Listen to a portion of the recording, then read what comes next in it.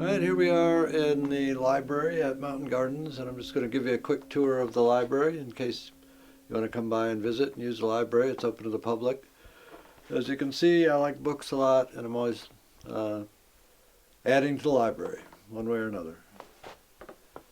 So, this main part, this is like natural history. So we got books on wildflowers, identification, applied entomology, insects, minerals, soils, nice little section on weeds. In here, a number of introductory botany type books, like one of our big favorites. Botany in a Day is a self-teaching class. I also use it as a textbook for a medical botany class I teach in Asheville. Excellent book. This new edition has a lot of the name changes, so we're desperately trying to keep up with the name changes. We don't have here on the shelf at the moment the Flora of Virginia, my latest purchase, which is pretty massive. We do have the Flora of North Carolina, which actually is hanging out over here. But that's getting a little bit out of date. So the newest one was Flora of Virginia, quite an excellent job. As I say, we're good on books on seeds, seed saving, seed germination are down in here, and then this whole section is mushroom identification. We're always adding to that. And we have a particular interest in medicinal mushrooms. There seem to be new books coming out all the time on that. Then we move over to the gardening section, and this is all aspects of gardening. Food gardening, ornamentals, perennials, evergreens, section here on foraging and edible wild foods. We're strong on wild food identification and so on, native plant communities. It gets into ornamental gardening, different times, different cultures, kitchen gardens of France, the English garden. Japanese, a lot of books on Chinese gardens, which is a big factor here. And then I collect books on the order of eccentric personal gardens, gardens of revelation, this one's called. Obsessive gardens. What's called outsider art gardens, such as Howard Finster's Paradise Garden down in Georgia and so on. That's a strong interest. And pruning, lots of techniques, gardening techniques are here. Woodland crafts. Crafts ends up more over here. So then it gets over here into, well, there's some survival in the woods stuff up here, but it's mostly architecture, alternative building, alternative energy, handicrafts. There's paper making, jumping out, dyeing with plants, vegetable fibers, and so on. Arts and crafts of different cultures, a lot of alternative building, cob, and so on. There's the bread ovens of Quebec. Just a nice random collection. Pretty good amount of stuff on bamboo, using and growing bamboo. That's all down here. China at work.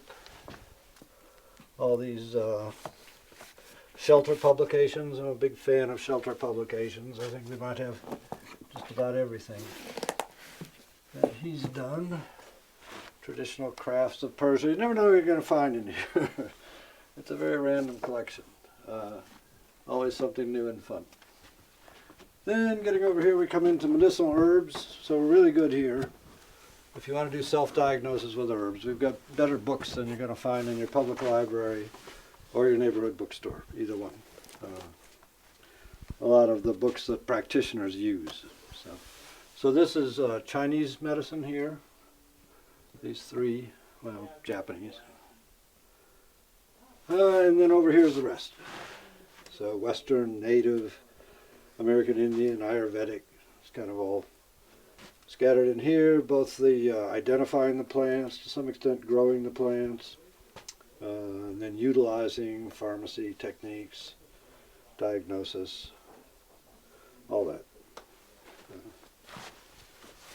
We've got a good collection on the topic of using Western herbs according to Chinese medicine, and I'll do a separate video about that in a next. A lot of books on cuisine using Chinese herbs, and we actually already did a video on that subject.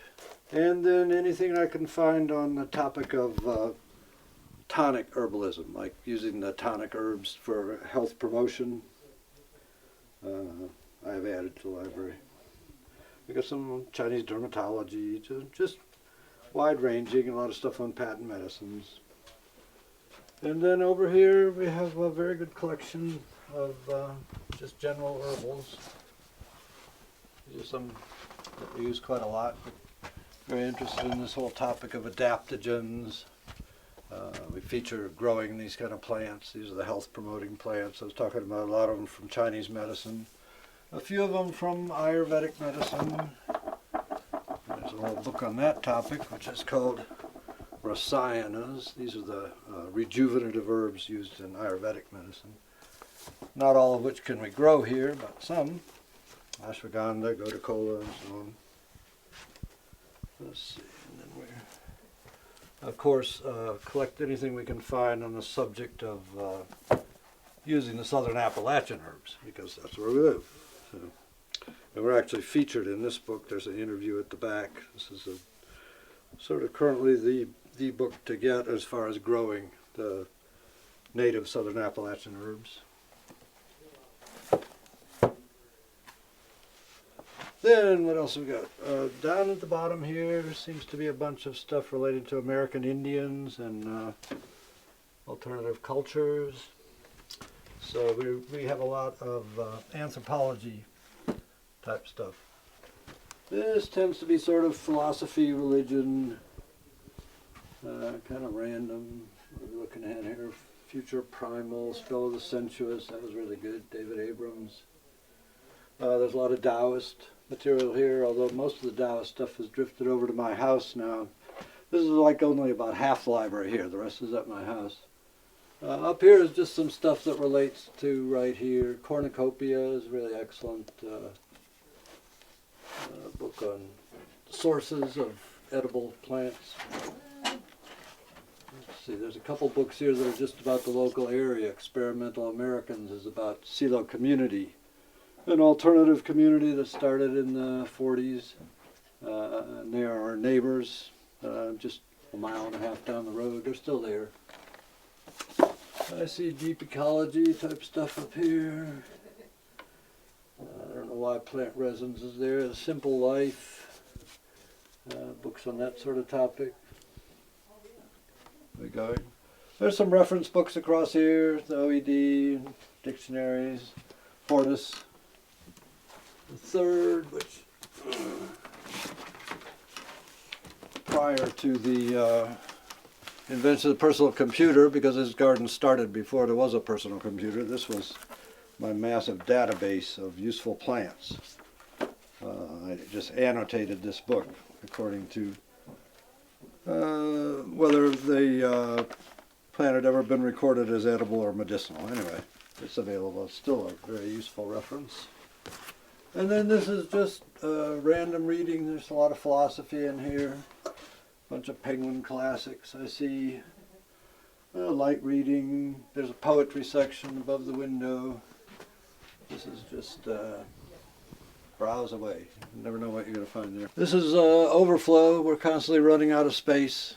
I don't know what to do. For a while I collected 19th century farming books, because they're all organic, of course.